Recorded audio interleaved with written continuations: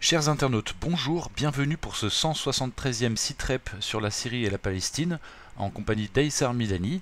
Aïssar, bonjour. Bonjour Raphaël, bonjour à tous nos internautes et à tous les auditeurs occasionnels aussi. Je vous souhaite aussi une bonne fête du Ramadan parce que qui a commencé hier. Nous allons passer en revue tout ce qui s'est passé aussi autour de cette fête en Palestine et à Gaza et dans le monde arabe et musulman dans le monde. Et puis voilà, je vous souhaite un bon écoute, je dirais.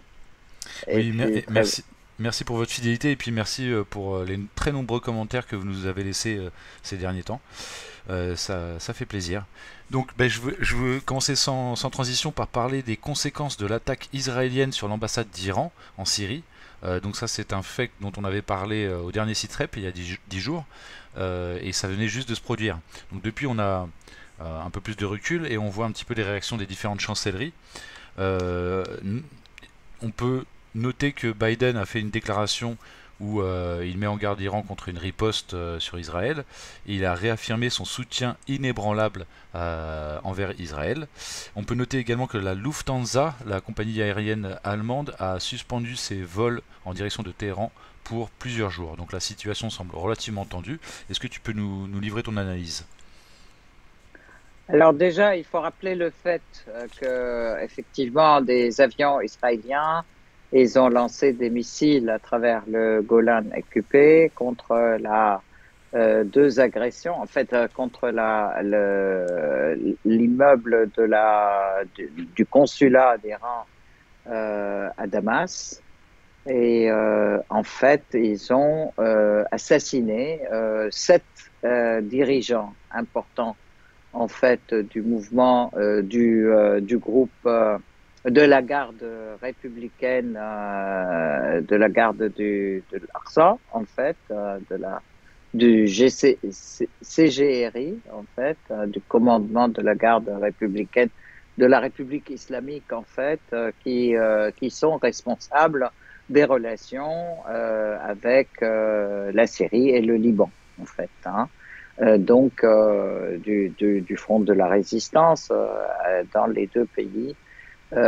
Et donc, 7 personnes, et puis, ça montait à 13 personnes. Il y avait aussi des Syriens qui travaillaient qui étaient là, aussi, qui ont été tués, etc.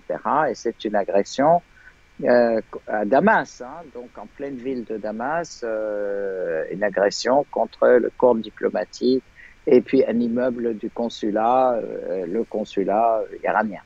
Bien entendu, la riposte, la colère était très importante. Il faut savoir, pas seulement la colère, il faut savoir que c'est une double agression contre la souveraineté de 2 pays souverains, en fait, la Syrie déjà, donc une agression contre la capitale syrienne, mais aussi le territoire de l'ambassade et tout ce qui relève de l'ambassade, c'est une extension du territoire dans le pays, en fait, hein, donc du territoire iranien dans le pays, donc c'est considéré comme une agression contre l'Iran. Et en plus, donc, alors ce qu'il faut savoir, c'est que effectivement très vite, le ministre des Affaires étrangères syrien s'est dépêché sur les lieux. Il est allé, il y a eu les secours, il y a eu tout de suite aussi avec l'ambassadeur iranien. Et ils ont fait une déclaration, et puis immédiatement, c'était clair que c'était une agression israélienne, hein, de toute façon. Immédiatement, au moment même presque, ou quelques minutes plus tard, les Américains déclarent qu'ils étaient absolument pas au courant, qu'ils n'étaient Ils n'étaient prévenus que lorsque les avions étaient déjà dans le ciel et ils étaient partis pour attaquer la Syrie et qu'ils ne pouvaient rien y faire, etc. Alors, bien sûr, ça montre que les Américains veulent tout de suite écarter leur complicité dans le truc, alors qu'on le sait tous. Et on sait très bien que, de toute façon, Israël ne peut pas commettre un acte de ce type d'agression contre un autre pays de la région sans l'approbation ou le feu vert américain et sans en avoir informé les Américains, puisque J'ajouterais ça les met aussi dans une mauvaise augure, quoi, une mauvaise J'ajouterais que si on prend la posture. déclaration américaine comme valide, une hypothèse de travail, imaginons qu'ils ont été prévenus alors que les avions sont déjà dans le ciel, rien ne les empêchait de prévenir les Syriens. C'est-à-dire qu'en ne prévenant pas les Oui, Syriens, même si c'est quelques minutes avant, ça aurait pu sauver des vies, en ne prévenant pas les Syriens, ils se sont rendus complices de toute façon d'Israël. Donc même dans leur déclaration, on peut comprendre qu'ils sont complices d'Israël. oui, mais d'un autre côté, on sait quand même que toutes les interventions, c'est même pas de la complicité, ils sont partenaires dans l'action, puisqu'on sait que depuis le début de l'agression israélienne contre Gaza, les Américains n'arrêtent pas de dire il faut pas tuer des civils, il faut arrêter de tuer en quantité, etc., etc. Mais n'empêche, il n'y a rien qui est fait et le génocide continue malgré les décisions de la Cour internationale de justice, malgré les décisions même de l'ONU, etc., qui ont été toutes stoppées par des vétos américains, sauf la dernière qui a été stoppé par les Américains, puisqu'il y a eu quand même, rappelons-le, une décision. Mais en fait, là, on revient quand même à notre sujet. S'ils disent tout de suite, c'est que, de toute façon, une opération comme ça ne pouvait pas être faite par les Israéliens sans le feu vert des Israéliens, puisque ça va peut-être amener à une guerre régionale et selon les réactions, et ça veut dire que c'est impliquer les États-Unis dans une guerre régionale de toute la région, dans l'embrasement de toute la région, et donc là, ça ne peut pas se faire sans un feu vert des États-Unis. Mais bon, soit on continue. Bon, donc il y a eu bien sûr les réactions de tous les pays qui ont commencé à affluer. Il y a eu des grandes obsèques, en fait, des grands dirigeants en Syrie, des obsèques aussi très importants aussi en Iran, qui ont regroupé des millions de personnes aussi, et aussi en fait, donc partout, et les condoléances ont afflué de tous les pays de l'axe de la résistance, bien entendu, d'abord, et mondial, sur le plan mondial par ailleurs. Donc, Je rappelle juste au passage que la Chine et la Russie avaient très fermement condamné cette attaque. absolument, absolument. Alors, en plus, donc, bien sûr, le président Bachar al-Assad a condamné. L'État syrien a été très présent aux côtés des amis iraniens.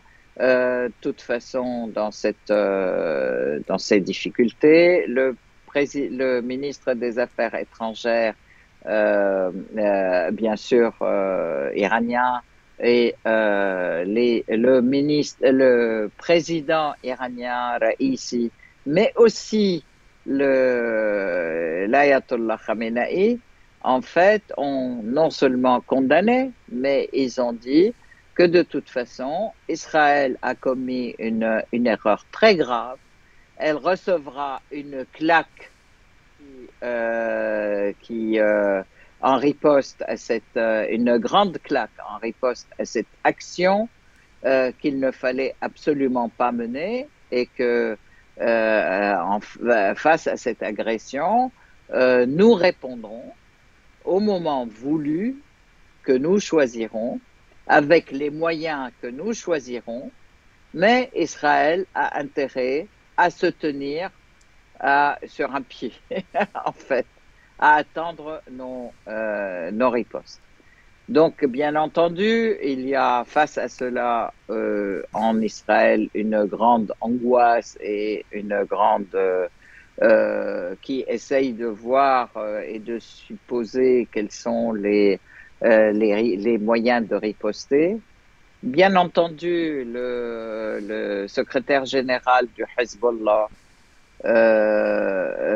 Samahat al-Sheikh, euh, donc répond aussi à cette attaque en disant que de toute façon, l'Iran attaquera elle-même, ripostera elle-même, mais nous aussi, en tant qu'axe de la résistance, nous verrons les moyens de riposter aussi. Donc, ça fait partie, en fait, maintenant, de toute manière, des ripostes du Hezbollah et de Samahat al-Sheikh Nasrallah, qui ont lieu effectivement en soutien à la résistance palestinienne et en soutien à Gaza. Mais en plus, là, il y aura autre chose parce que c'est face à l'agression israélienne contre l'Iran et la Syrie. Bien sûr, il y a eu une réaction de la part de la résistance irakienne et aussi du président irakien, de la part de la résistance yéménite et de la présidence aussi du responsable de la résistance yéménite al-Houthi,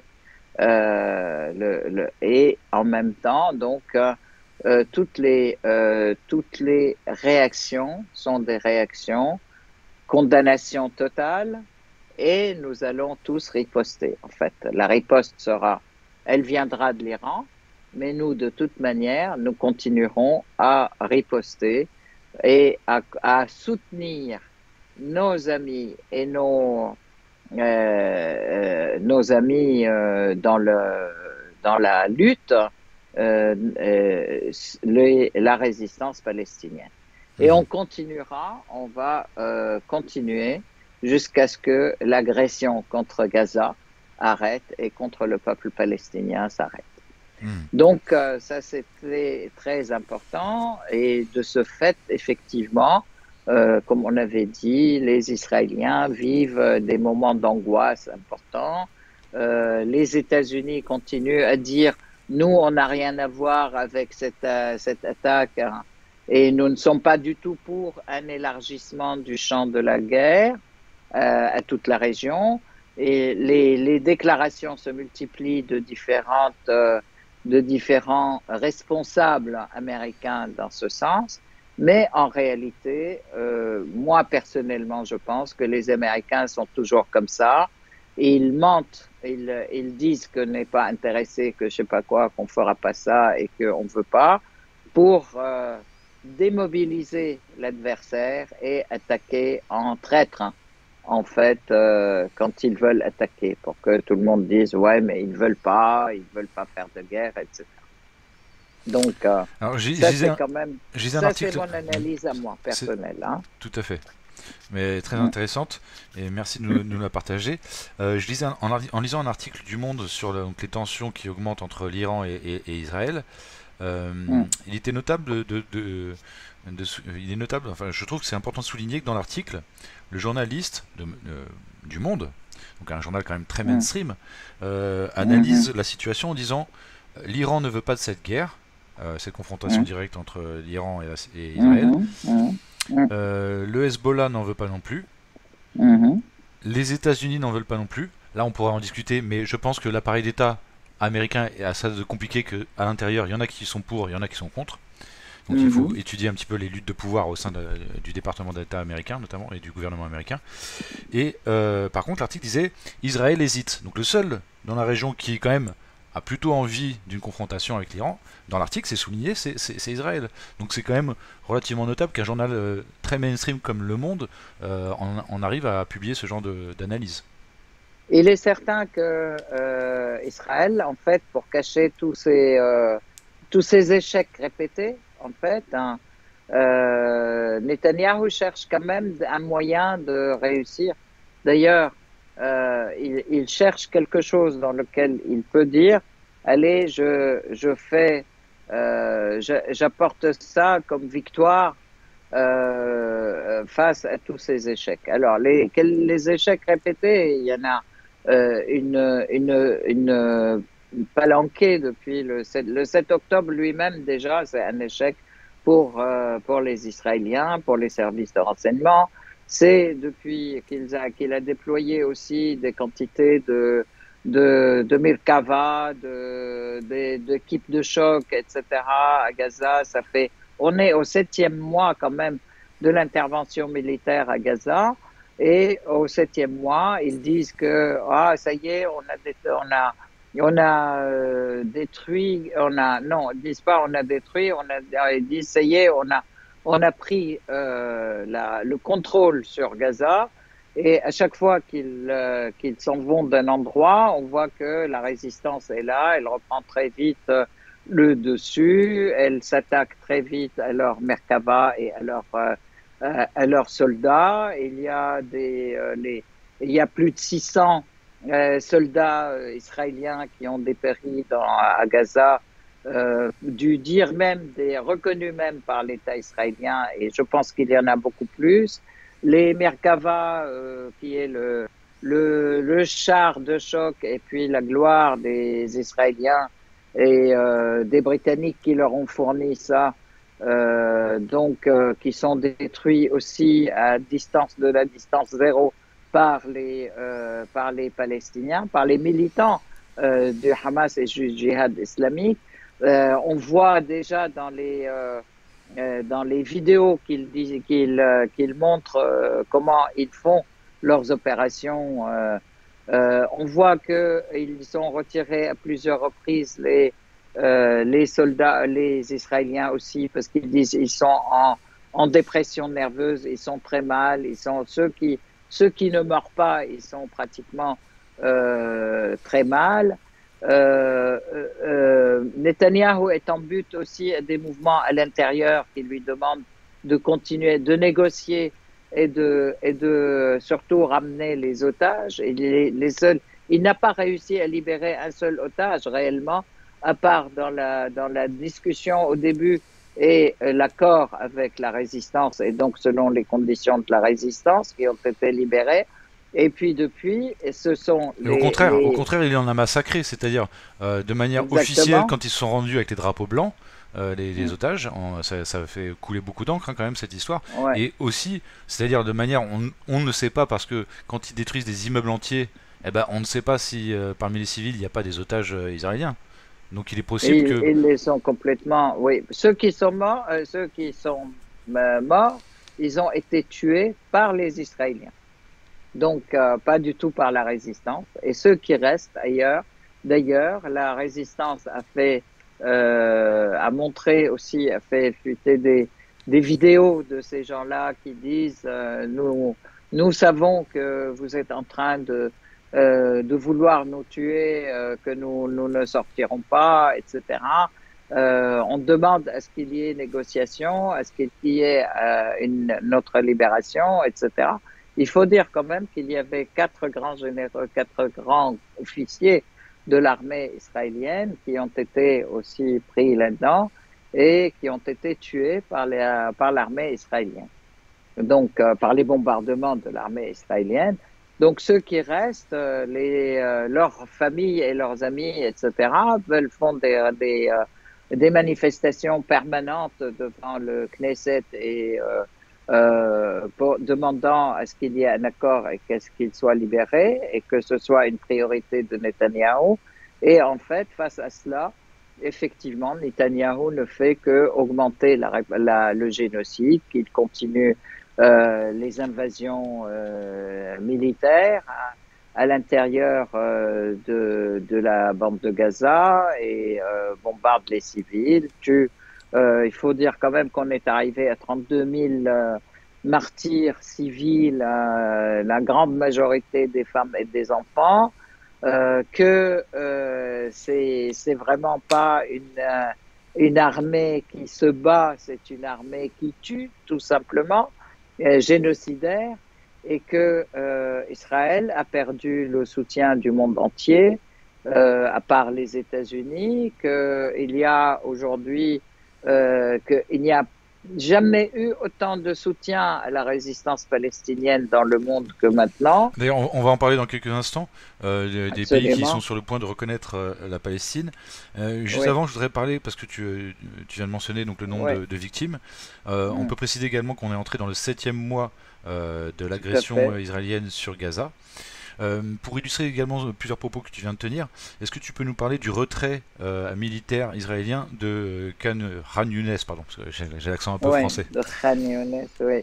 Oui, oui, bah, ils sont effectivement là, ils se sont retirés il y a 3 jours, exactement, 4 jours, bah, aujourd'hui, de Khan Younes. Les gens qui sont entrés pour reprendre leur maison, leur ville, etc., ils étaient mais ébahis par le volume de la destruction qui a été faite par l'armée israélienne, hein, donc destruction de tout, des maisons, de l'infrastructure, des routes, des rues, des jardins, de tout, tout est détruit. Et de la même manière, ceux qui arrivent maintenant à monter aussi jusqu'au nord, qui reprennent leur maison aussi, il n'y a rien. Tout est complètement par terre. On a parlé la dernière fois de la destruction de l'hôpital Al-Shifa lorsque l'armée israélienne s'en est retirée. Donc, ils ne font que semer la destruction, semer la mort parmi les civils et la destruction de l'infrastructure et des structures. Et c'est une armée qui est qui échoue à 100%, en fait, qui échoue même au niveau des valeurs morales, au niveau à tuer des civils, des femmes, des enfants, à tirer sur des tentes de rupture du jeûne, quand les gens se réunissent le soir pour mettre en commun le peu de victuailles qu'ils ont pour garder le lien familial, amical, etc. Ben voilà que les Israéliens ne font pas mieux que de tirer sur ces tables-là. Il faut savoir quand même qu'il y a une majorité d'enfants aussi qui meurent avant même de rompre le jeûne. Donc ça, c'est vraiment le comble euh, de la, de l'immoralité, De on peut l'ignominie, dire, effectivement. de l'ignominie. Alors, je voudrais qu'on parle, parce que à mon, selon beaucoup d'analystes, et selon moi, donc j'aimerais avoir ton point de vue, ces destructions systématiques ont un but derrière, c'est le nettoyage ethnique. C'est-à-dire que le but pour les Israéliens, c'est tout raser, enlever tous les décombres, et après de construire ce qu'ils veulent pour des juifs israéliens, ou des juifs d'ailleurs du monde entier. Et on parle déjà de promoteurs immobiliers qui scrutent, qui convoitent les façades de mer, les terrains en façade de Mhm, mer sur Gaza, pour pouvoir en mhm, faire des résidences de luxe pour les vendre justement à des très riches juifs, qu'ils soient d'Israël ou qu'ils soient des États-Unis ou d'ailleurs. Il y a des informations mhm. qui paraissent Exactement, là-dessus. oui. Il y a Donc ça, des agences immobilières sur le net qui vendent déjà d'ailleurs des maisons construites soi-disant à Gaza. donc c'est Eh toujours le ben, comble de l'ignominie et du cynisme. Et je voudrais rajouter que tu commentes cette info dont on a parlé en préparant cette émission.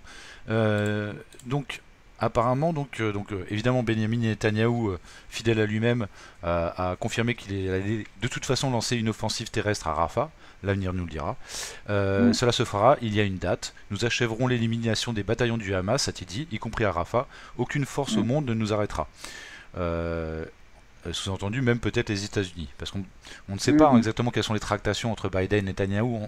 On ne peut que supputer, malheureusement, parce qu'on n'a pas la teneur réelle de Non, leurs mais échanges. on sait que de toute façon, il faut dire quand même que immédiatement après le bombardement de l'ambassade iranienne à Damas par Israël, que immédiatement après la tuerie, on va en parler aussi, les assassinats cibler des à enfants. la fois des responsables et des enfants de Haniyeh.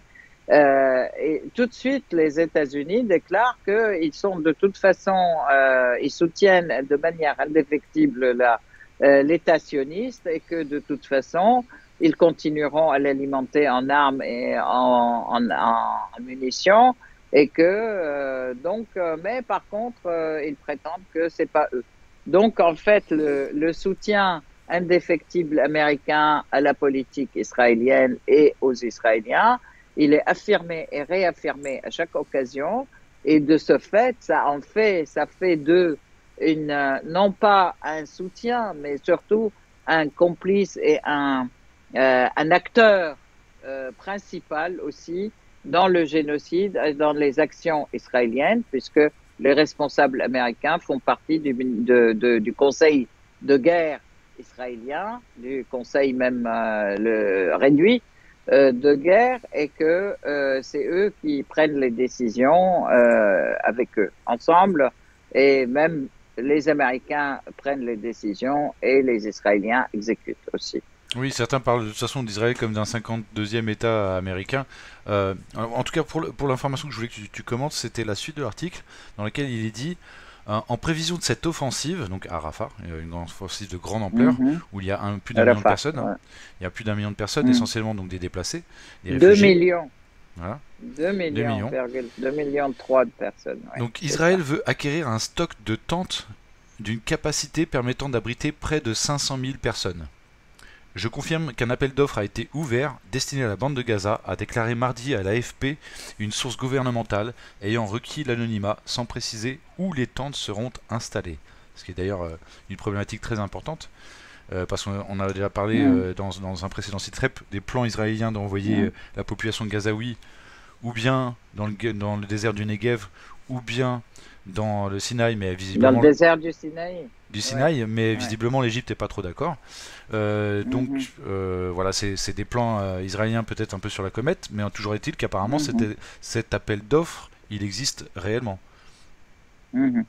Alors, moi, je peux dire que effectivement, les plans israéliens ou israéliens et américains vont tout à fait dans le sens d'une épuration ethnique et d'un génocide total des Palestiniens et d'une mainmise totale aussi sur Gaza, puisque rappelons quand même la proposition du port mobile là qui est fait au large de Gaza pour apporter les vivres, hein, soi-disant à la population civile, alors qu'il aurait été beaucoup plus simple et qu'il suffirait aujourd'hui, et dès aujourd'hui et immédiatement, d'ouvrir les passages Rafah et plusieurs passages, parce qu'il y en a au moins 5 qui donnent sur la plage, sur la mer, et faire entrer les vivres à la population. Quand on voit quand même qu'il y a des gens qui continuent à crever de faim et que la famine est une arme supplémentaire pour faire plier la population et faire plier et la faire partir. Et justement, J'ai une on voit information que d'ailleurs par le rapport à ça. plan, J'ai une information par rapport à ce voilà, que tu viens de dire. Je te coupe 2 secondes. ouais, Euh, mm, c'est un plan, la famine, il est réellement utilisé comme ça. D'ailleurs, il y a une agence récemment c'est une un agence outil. humanitaire qui vient de dire, en fait, les camions qui transportent de la nourriture sont 3 fois plus empêchés de passer que tous les autres camions, médicaments, Mhm, etc. Donc il y a vraiment une volonté spécifiquement d'affamer. tout à fait. Tout à fait. Et puis, c'est l'arme de la famine pour dissuader les gens, pour les pousser à partir. Parce que rappelez-vous, au début, on disait, ah ben non, il faut pas faire partir, il faut pas exiler les gens, il faut pas pousser à l'exode, où on parle, les gens qui le veulent bien partiront. Mais bien sûr, ils le veulent bien s'ils sont bombardés sans arrêt et on les pousse à mourir de faim alors que là, les vivres sont à 1 kilomètre d'eux, à quelques mètres d'eux à travers le passage. C'est quelque chose d'absolument abominable et ignoble. Ça d'une part. Donc le plan israélo-américain, il est très clair. Face à cela, que répond la résistance? La résistance est le peuple palestinien, répondent de tous, de toute façon, nous sommes là, nous sommes enracinés dans nos terres, nous ne laisserons pas nos terres, nous continuerons à nous battre, hein, et même si nous mourrons,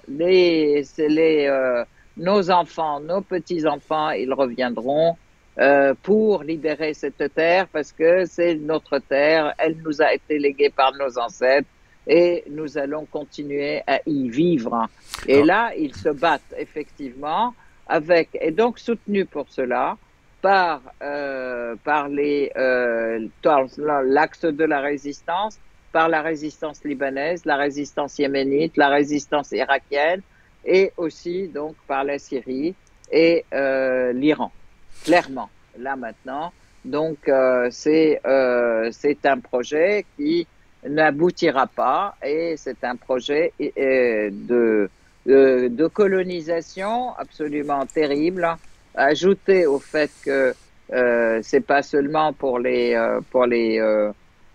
terres autour sur la Méditerranée et des plages, etc., qu'ils veulent prendre recoloniser cette partie, mais aussi parce que au large de Gaza, il y a des richesses en gaz et en pétrole qui sont très importantes, hein, et que ils veulent mettre la main sur cette richesse-là, alors que c'est complètement interdit par la loi internationale. Le pays colonisateur n'a pas à toucher aux ressources terrestres, aux ressources du pays colonisé, et n'a pas à lui interdire l'exploitation de ses propres ressources.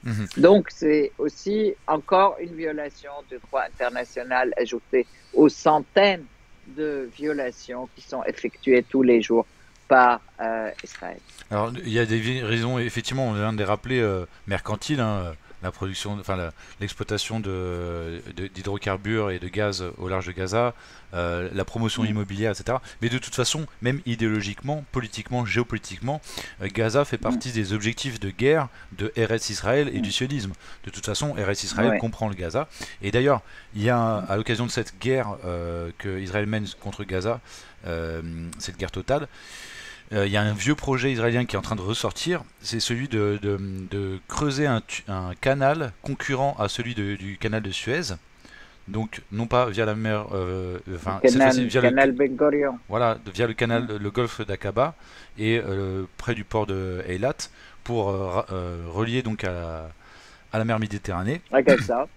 Voilà, Gaza. Exactement. Et c'est pour ça que ce projet, et par la ligne on en reparle. du centre de Gaza. Voilà. Par la ligne du centre de Gaza, où l'armée israélienne a pris position. Elle a voulu virer tous les Palestiniens du nord de Gaza. Et bon, maintenant, ils reviennent, mais là, ils n'ont pas réussi.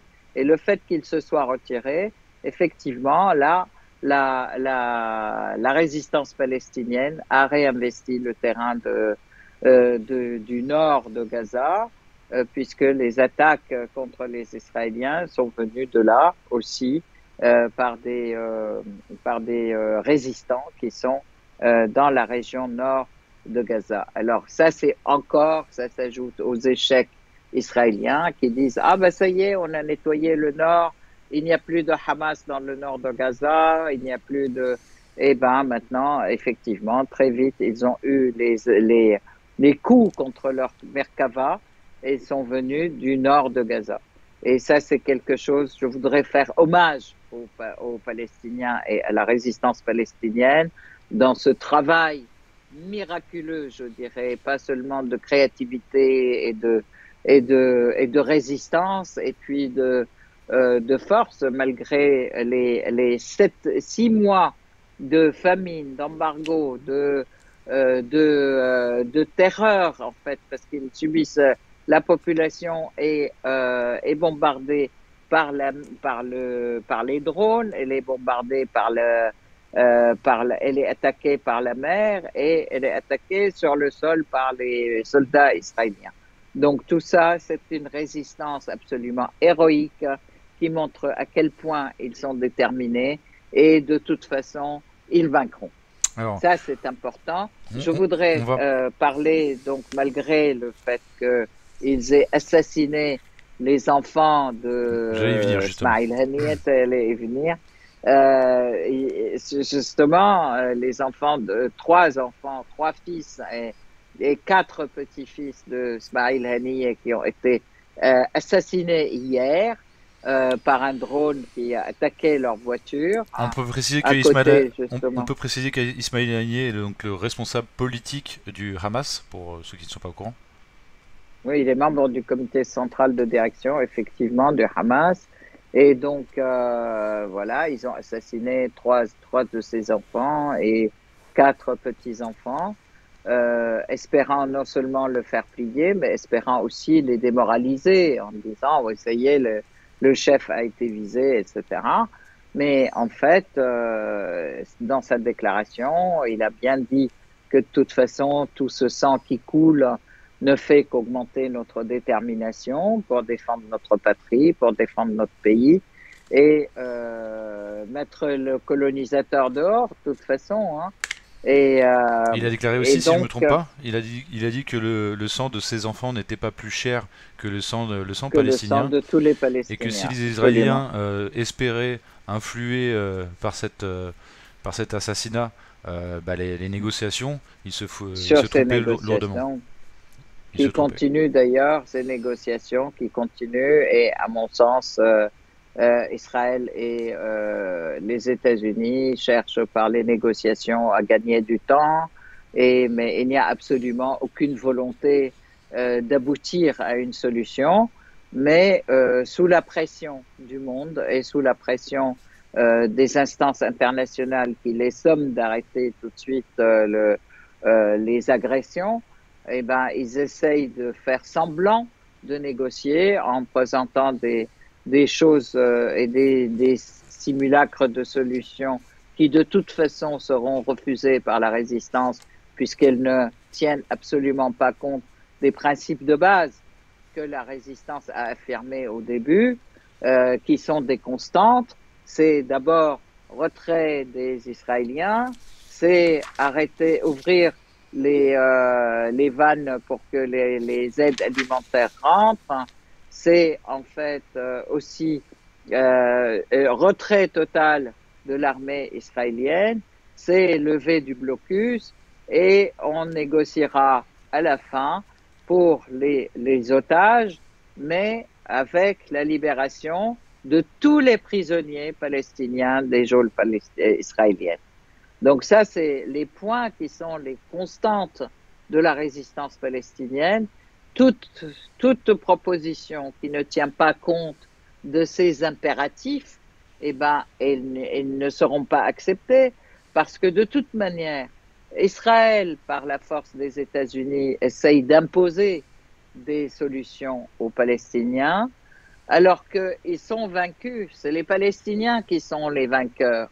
Alors, il faut absolument pas, comment dire, inverser les choses et négocier comme s'ils étaient des vainqueurs alors qu'ils sont les vaincus.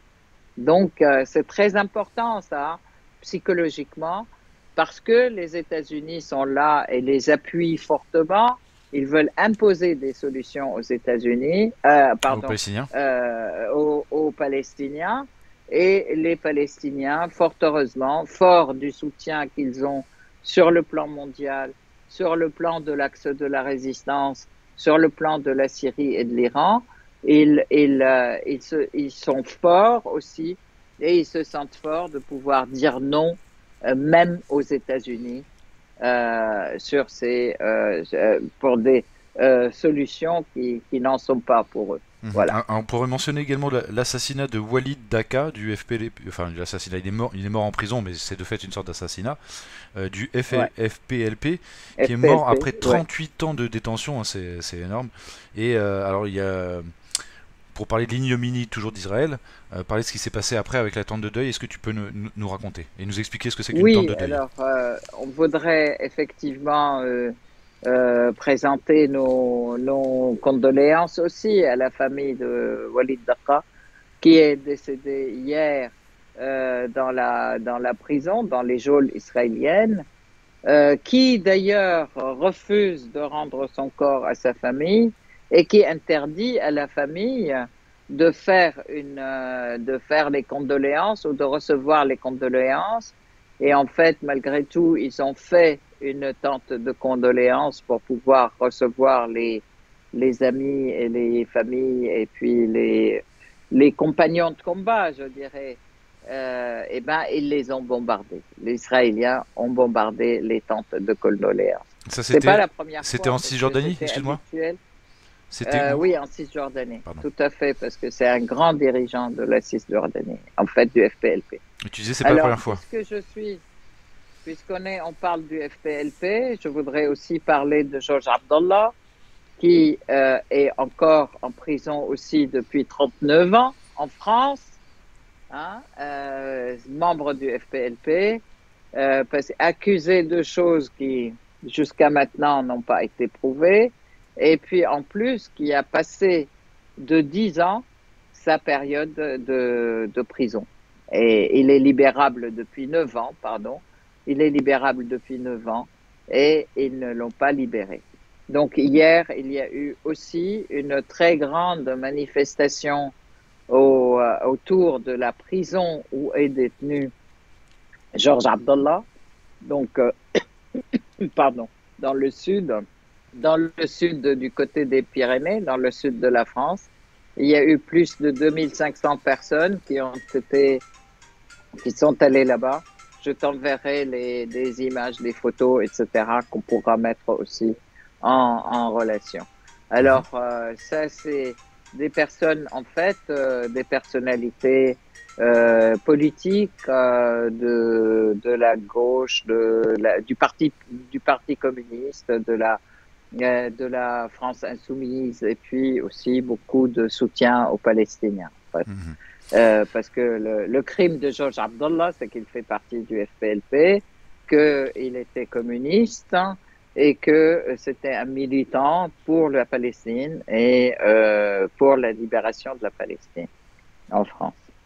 Voilà, pays démocratique, n'est-ce pas? Alors, on va parler maintenant qui donne des leçons, qui donne des leçons de démocratie. On va parler, si tu veux bien, de l'interview que tu as évoquée en préparant cet entretien. L'interview que Al-Mayadeen a accordée à un rabbin américain antisioniste. Et c'est vrai que cette interview semble assez symptomatique d'une contestation qui monte partout dans le monde, et y compris dans le monde juif. Tout à fait, c'est une interview intéressante qui a été faite par Al-Mayadeen à un rabbin américain antisioniste qui affirme, c'est une interview que vous trouverez sur Internet, je pourrais mettre le lien en fait et on le laisse où il affirme clairement que de toute façon le sionisme est contre le judaïsme et dans les préceptes religieux du judaïsme, il fallait absolument pas créer l'État d'Israël et que eux, ils ont fauté en la création de cet État d'Israël, ça d'une part, et puis que d'autre part, un juif qui est génocidaire, quelqu'un qui est génocidaire, qui commet tous les crimes qui sont commis contre les Palestiniens en Israël ne peuvent pas être faits par un juif qui respecte la Torah et qui respecte les préceptes religieux juifs. Donc, il dit que eux, ils sont quand même depuis toujours, ils ont été contre la création de l'État d'Israël et ils continuent aujourd'hui à soutenir les Palestiniens. Effectivement, il était là avec son koufiya et avec le drapeau palestinien sur son affiché, arboré, et puis Free Palestine. Ce sont des personnes qu'on a retrouvées effectivement quand ils étaient à La Haye, en fait, lorsqu'il y avait le procès d'Israël à la Cour de La Haye, donc à la Cour internationale de justice. Ce groupe israélien juif est venu des États-Unis à La Haye pour devant le tribunal pour affirmer son soutien à la Palestine et aux Palestiniens. Ils sont venus, donc ils sont toujours dans les manifestations qui ont lieu à New York, à Chicago et du côté de la Maison Blanche à Washington aussi, pour arrêter le génocide, pour libérer la Palestine. Ils sont dans pas mal de manifestations, on les voit d'ailleurs. Et donc, c'est important de voir que ce mouvement progresse, grandit, et aujourd'hui, ils sont au grand jour, ils affirment et confirment leur position. Donc c'est important pour eux, c'est très important d'expliquer que Israël n'a rien de juif. Effectivement, il dit clairement que Israël est contre le judaïsme et que aujourd'hui, être un bon juif, c'est être antisioniste et contre Israël. Très bien. Alors, on va parler maintenant de la CIJ, la Cour internationale de justice, puisque le Nicaragua attaque l'Allemagne en tant que co-génocidaire, et notamment par rapport à la livraison d'armes que l'Allemagne fait régulièrement à Israël. Alors Israël, évidemment l'Allemagne s'est défendue en disant oui mais non c'est pas des armes offensives, tata. En fait ce sont bien des armes offensives.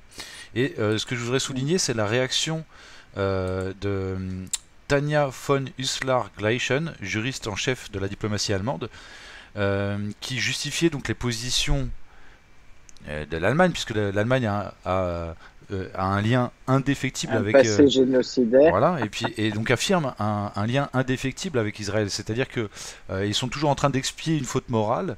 Donc ça c'est le lobby sioniste qui a réussi à obtenir ça de l'Allemagne.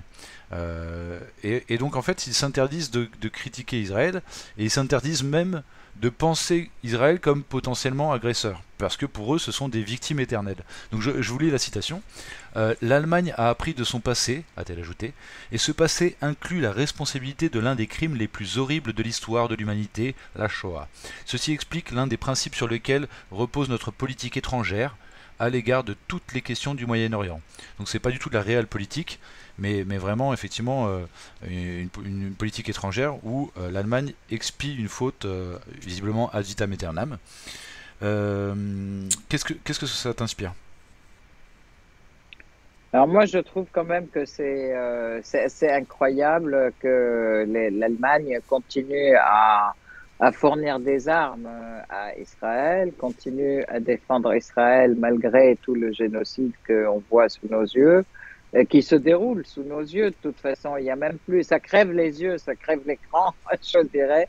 Il n'y a pas besoin de 36 000 enquêtes pour le savoir. Je voudrais quand même citer les rapports successifs même de l'ONU et de l'UNRWA, des experts internationaux. Il a suffi quand même qu'il y ait aussi les sept personnes de l'organisation internationale de la cuisine, en fait, qui étaient aussi qui étaient bombardés et tués par les Israéliens, pour que les gens voient aussi, parce qu'il y a quand même 4 Britanniques qui ont été tués, un Polonais et puis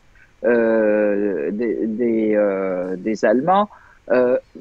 Je ne sais pas s'il y avait des Allemands. En tout cas, bon, il a suffi que ce soit ça aussi pour que les gens commencent à dire bon, bah, il faut arrêter le génocide et la catastrophe menée par Israël. Alors ça, c'est un point qui est très important. Et puis le fait que l'Allemagne continue à perpétuer ce narratif qui est Israël, c'est quand même eux qui on les soutient parce qu'on a mené la Shoah contre les Juifs, et aujourd'hui on continue à soutenir cet État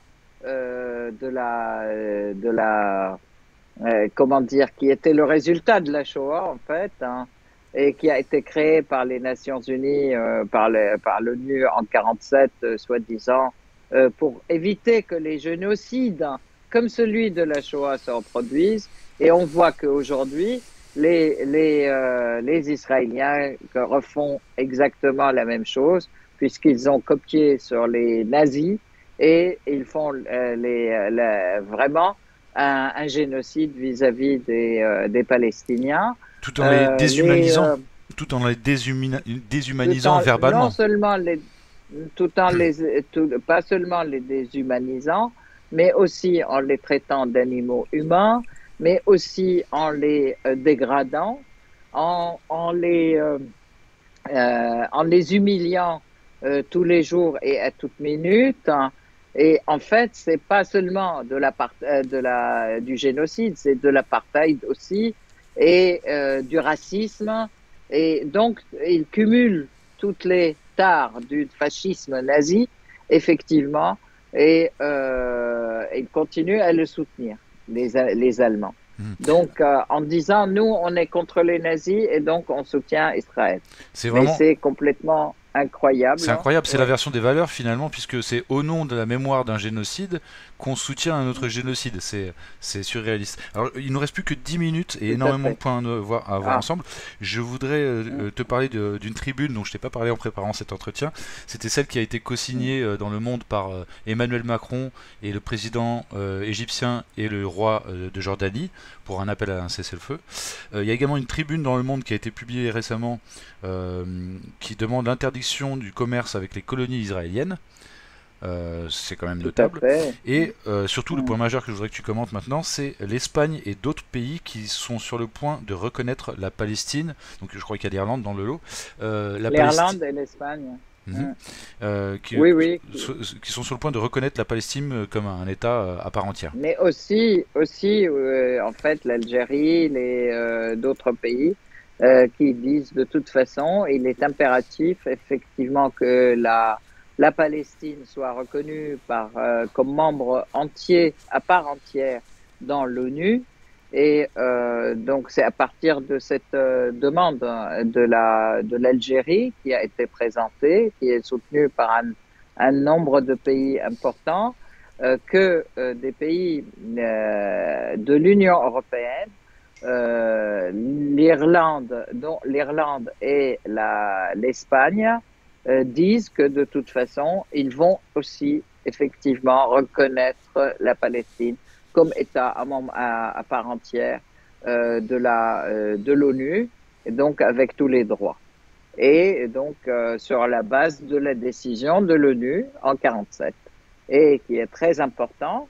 Ça veut dire que effectivement, Israël doit se retirer de toutes ces terres qu'ils ont occupées par la force, et il faut qu'on procède à l'application des décisions de l'ONU qui, il y a une centaine de décisions qui n'ont jamais été appliquées par Israël ni soutenues.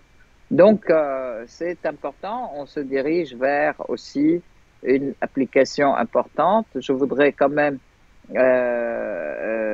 rappeler ce rapport de la rapporteuse de l'ONU, aussi Francesca Al-Azi. Je ne retrouverai pas le nom, je suis désolé. Mais Francesca, on en avait parlé dans le précédent CITREP. Oui, tout à fait, dont on avait parlé, et qui continue aussi à observer et à affirmer tous ces crimes qui sont commis par l'État israélien vis-à-vis de la population de Gaza et de la Cisjordanie, et toutes ces violations des droits. Alors, il nous reste juste quelques minutes. J'aimerais qu'on aborde la guerre en Ukraine, puisque c'est quand même un sujet extrêmement important au niveau géopolitique. On va pas pouvoir parler d'énormément de choses, parce que sur ce front-là aussi, il se passe énormément de choses. Notamment, là, il y a une centrale hydroélectrique toute près de Kiev qui vient d'être mise hors service par des frappes russes. L'information que je voudrais que tu commentes est la suivante. Donc, la Russie ouvre une enquête pénale pour financement du terrorisme impliquant des pays occidentaux. Après l'attentat du Crocus City Hall près de Moscou, revendiqué par l'organisation de l'État djihadiste de l'État islamique, pour lequel la Russie continue d'accuser l'Ukraine, le comité d'enquête russe annonce l'ouverture, à la demande d'élus de la Douma, d'une enquête pour financement du terrorisme pour le compte de l'Ukraine, impliquant les États-Unis et leurs alliés. L'enquête examine les sources et les mouvements de fonds s'élevant à plusieurs millions de dollars américains et l'implication de collaborateurs des autorités et d'organisations publiques et commerciales de pays occidentaux, a ajouté cet organisme dans un communiqué citant, et là c'est important, citant le nom de la compagnie gazière Burisma qui avait vu Hunter Biden, donc le fils de Joe Biden, siéger à son conseil d'administration. D'accord. Absolument, mais je crois que cette enquête, elle a aussi toutes les chances d'aboutir à une condamnation, d'une part, de tous ces pays, parce que moi, dès les premières minutes, en fait, lors d'une intervention sur Press TV, je disais que ça porte tout à fait l'empreinte, effectivement, des Américains, parce que de toute façon, ça ne se serait pas fait, même si c'était Kiev qui le faisait, et en fait, le Kiev ne l'aurait pas fait sans l'accord des Américains. Et le fait que ce soit ISIS, en fait, Daesh, qui les réclamait, qui a dit que c'est ça, il faut quand même savoir que Daesh est une création des États-Unis, et c'est aussi comment dire, les hordes qu'elle utilise tout le temps pour faire écran sur ces actions terroristes. Ça a été utilisé en Syrie, ça a été utilisé en Irak, et les terroristes de Daesh ont été transférés en Ukraine, mais aussi par des avions américains. Donc là, on le sait, on les a vus, ils les prennent en fait des prisons dirigées par Assad, par FDS, qui sont aussi des amis des Américains. Ils les prennent, et depuis 2014 d'ailleurs, il y a eu ce mouvement où ils les prenaient, ils les emmenaient en Ukraine. Donc la boucle est bouclée, et il faut savoir aussi que les sionistes, le sioniste Netanyahou soutient aussi le sioniste Zelensky, et fasciste, et ils sont tous les deux de la même obédience fasciste, je peux dire. Je rappelle soutenu par les Américains, les deux. Je rappelle que ce dont tu parlais, ce phénomène-là existe depuis fort longtemps, puisque déjà dans les années 90, les Américains avaient fait un petit pont aérien pour amener des combattants djihadistes, mais très mercenaires surtout, d'Afghanistan vers la Yougoslavie, côté bosniaque, pour en mettre plein la gueule, excusez-moi l'expression, sur les Serbes, parce que les vrais premiers massacres de masse ont été commis par des mercenaires, amenés par les États-Unis dans le camp bosniaque. C'était pas des Bosniaques, c'était des mercenaires, et qui ont ciblé les Serbes, qui évidemment ont réagi derrière, et on a accusé les Serbes de tous les maux. Pour conclure ce site rep, je voudrais vraiment souligner que l'Iran est vraiment dans la ligne de mire en ce moment. On en a parlé en tout début d'entretien. Je voudrais juste le resignaler parce que j'en ai parlé à plusieurs sites rep, et toi également. Il y a une musique qui monte contre l'Iran depuis le 7 octobre. Le Hezbollah, le Hezbollah, les Houthis, etc.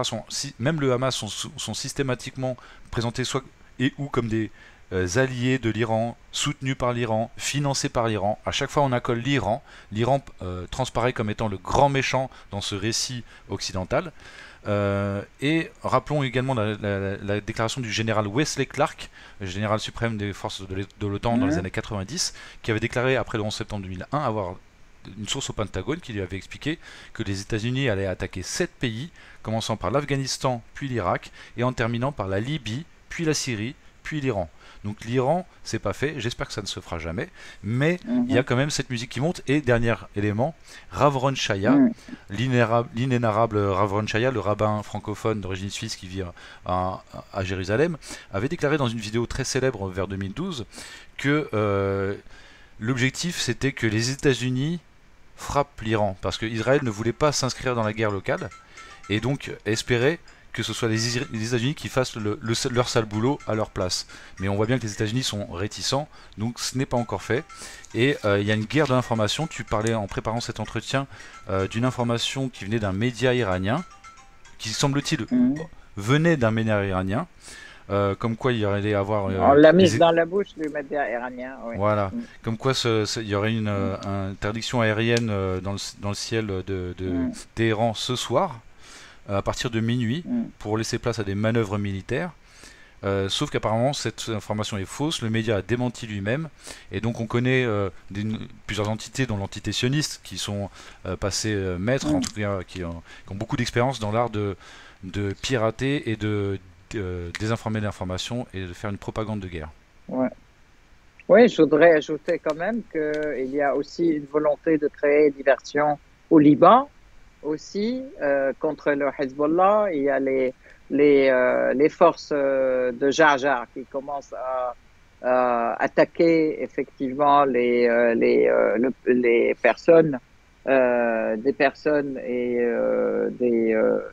Les sympathisants en du fait Hezbollah. et les mettre. Les- Oui, oui, oui. Et puis même il y a eu une personne qui a été, en fait, il y a eu un assassinat d'une personne du parti de Jaja et qui a été mis sur le dos des forces de la résistance, en fait. Et en fait, ça a été fait par des malfrats syriens avec un Libanais. Alors, ils ont dit que l'enquête a donné lieu à ces Syriens et du coup, il y a des attaques contre des Syriens qui sont au Liban, contre les voitures syriennes, etc., qui sont cassées. Ça, ces derniers jours. Et puis, le vent comment dire, de travaux contre même d'action contre la résistance, parce que l'allié de la Syrie, c'est la résistance libanaise, mais d'un autre côté, il y a eu, on sait que ça a été aussi connu ce matin,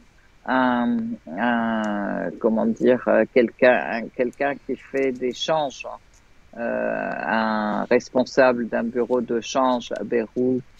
Et il a été kidnappé, torturé, amené à un endroit où il a été torturé pendant longtemps, etc. Et là, il a été relâché à la fin et par des gens du Mossad. Alors, je sais pas s'il a été relâché. Non, non, il a été tué à la fin. Parce que il faisait passer, il envoyait ou il faisait passer des mandats pour les Palestiniens à Gaza. Donc, les répercussions, je dirais, sont utilisées de toutes parts et elles sont énormes. Et en fait, on sait quand même que la paix sociale, si on peut parler de paix sociale, le Liban est très fragile, en fait, parce qu'il y a toujours une ambassade américaine qui crée diversion entre les différentes confessions. Il y a ce parti de Jar qui est lié à Israël complètement. Et de temps en temps, il était lié aussi à l'Arabie Saoudite. Maintenant, il n'est plus lié à l'Arabie Saoudite. L'Arabie Saoudite l'a lâché. Donc, il est lié aux Américains et aux Israéliens, en fait. Et il sévit au Liban Mhm. contre contre la résistance, contre le front de la résistance, contre la Syrie, contre de toute façon, tour à tour, il change de position, mais l'objectif, c'est de créer une diversion au Liban. Donc là aussi, c'est quelque chose qui bouge.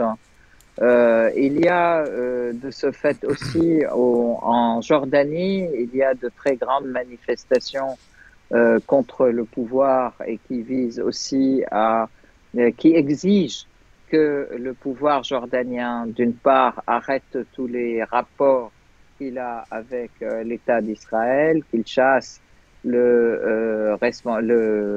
l'ambassadeur israélien, qu'il arrête le traité de Wadi Araba qui pique l'eau du Jourdain au profit d'Israël et arrêter tous les traités et tous les accords que la Jordanie a signés. Alors, ça fait aujourd'hui la troisième semaine où ces manifestations ont lieu régulièrement devant l'ambassade d'Israël et devant le, le ministère, pas le ministère en fait, la Chambre des députés, si on peut dire, des Jordaniennes. Et en fait, ces manifestations se terminent aussi par des confrontations avec l'armée, avec la police jordanienne. Ils exigeaient aussi que la Jordanie puisse ouvrir les passages, qu'elle ouvre les passages pour qu'ils aillent avec Gaza, pour qu'ils aillent aider les amis palestiniens dans le combat, qu'ils ouvrent les passages pour faire parvenir les vivres et les médicaments à Gaza et qu'ils arrêtent de fournir les vivres et les médicaments à Israël, parce que actuellement c'est ce qui se passe. Ça part des Émirats, ça passe en Jordanie et ça continue jusqu'à Israël. En fait, pour contrecarrer l'action que mènent les Yéménites en mer Rouge qui interdit la mer Rouge et les accès du port d'Eilat à tous les bateaux qui amènent des marchandises en Israël et qui prennent des marchandises d'Israël ailleurs. Donc, c'est ça le sens de l'action. C'est un embargo. En fait, c'est une force, c'est une interdiction économique. Et alors, on voit que les Émirats arabes unis avec la Jordanie et l'Égypte, ils viennent à la rescousse des Israéliens. Ce qui est absolument, ce qui réveille vraiment comment dire, la conscience jordanienne, et ça révolte les Jordaniens pour arriver à, il faut interdire ça.